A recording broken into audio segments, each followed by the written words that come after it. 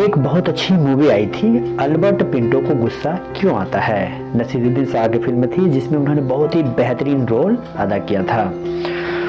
मैं धीरे से अपने इसी टॉपिक पर आ रहा हूँ कि एनसीसी में कई तरह के आर्डर दिए जाते हैं। जब परेड होता है तो कभी सावधान, कभी विश्राम, कभी अटेंशन, कभी स्टैंड इट इज। उसमें से एक आर्डर है अबाउट टर्न, पीछे मुड़।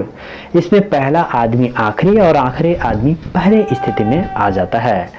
ऐसे ही जिंदगी में कभी आगे होने की स्थिति का घमंड नहीं होना चाहिए और ना ही पीछे होने का कोई गम करना चाहिए और ना ही आखिरी में आने का किसी प्रकार का कोई गुस्सा होना चाहिए, क्योंकि पता नहीं जिंदगी कब फिर से अबाउट टर्न बोल दें और आखिरी वाला फिर से नंबर 1 की स्थिति में आ जाए। दरअसल हम जिंदगी में कुछ योजनाएं बना रहे होते हैं, जब ये पूरे नहीं होते तो हमें गुस्सा आता है। कुछ अपेक्षाएं खड़ी करके रखी होती हैं, जब ये पूरा नहीं होता तो हमें गुस्सा आता है। इसलिए जो चाहा और क्या मिला क्या नहीं मिला, इन दोनों के बीच का एक गैप है, वही गुस्सा है। गुस्सा भी अन्य इमोशंस की तरह एक नेचुरल इंस्टिंक्ट है, जैसे भूख, प्यास, खुशी, दुखी होना, हंसना, रोना की तरह यह भी एक नेचुरल इमोशंस है जो व्यक्ति के चिड़चिड़ाहट, निराशा और मनमाफिक कार्य नहीं होने के कारण उत्पन्न होता है। तो आइए जान लेते हैं इसके पीछे का विज्ञान क्या है। Science of anger. जब व्यक्ति गुस्से में होता है तो रक्त का प्रवाह हाथ और पैरों की ओर होने लगता है, दिल की धड़कन तेज हो जाती है, सांसें फूलने लगती है। इस स्थिति में किडनी में स्थित एड्रिनल ग्लैंड के द्वारा एड्रिनलिन हार्मोन का स्राव होने लगता है, जिसे हम इमरजेंसी हार्मोन कहते हैं, और यह व्यक्ति को ताकत से भरा हुआ कोई एक्शन लेने के लिए तैयार करता है।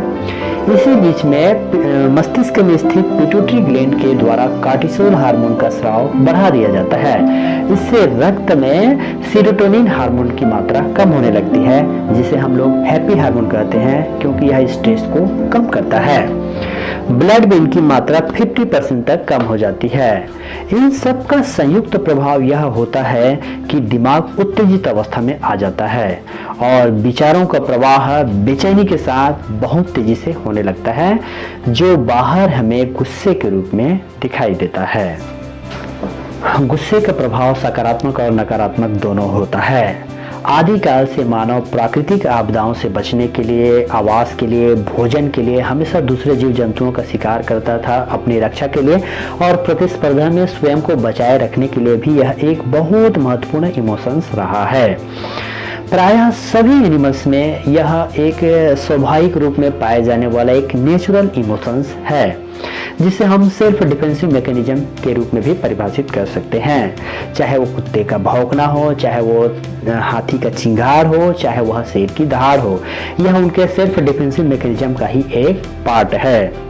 वर्तमान संदर्भ में बात करें तो किसी शायर ने ठीक ही कहा है कि जिन्हें गुस्सा आता है वे लोग सच्चे होते हैं, मैंने झूठों को अक्सर मुस्कुराते हुए देखा है। चाहे वो राम का गुस्सा हो रावण के प्रति, चाहे वो कृष्ण का गुस्सा हो कंस के प्रति, हमेशा यह असत्य पर सत्य की जीत के रूप में, अधर्म पर धर्म की जीत के रूप में हुआ है। इसी तरह से शिक्षकों का डर, माता पिता का गुस्सा न केवल बच्चों में उन्हें अनैतिक कार्य करने से रोकता है, बल्कि उनमें बहुत सारे सकारात्मक प्रभाव भी उत्पन्न करता है।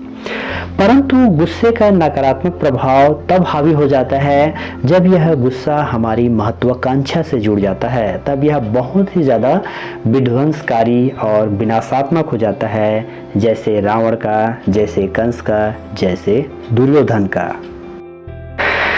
इसलिए कहा भी गया है, सचमुच बहुत बुरा है गुस्सा, गुस्से में सब कुछ उल्टा पुल्टा, गुस्से में तोड़ा तोड़ी, गुस्से में है नाक सिकोड़ी, गुस्से में मारा मारी, गुस्सा है एक गड़बड़ बीमारी, गुस्सा जब आए तो चलता कर दो, बस चेहरे पर एक प्यारी मुस्कान भर दो। इसीलिए गुस्से का एक ही समाधान, मुस्कुराइए और केवल मुस्कुराइए, क्योंकि मुस्कुराने में शरीर के केवल 17 मांसपेशियां प्रयोग में आती हैं, जबकि गुस्सा करने में 48 मांसपेशियां प्रयोग में आती है। अतः कहा जा सकता है कि मुस्कुराना गुस्सा करने से ज्यादा आसान है। तो मुस्कुराइए और केवल मुस्कुराइए।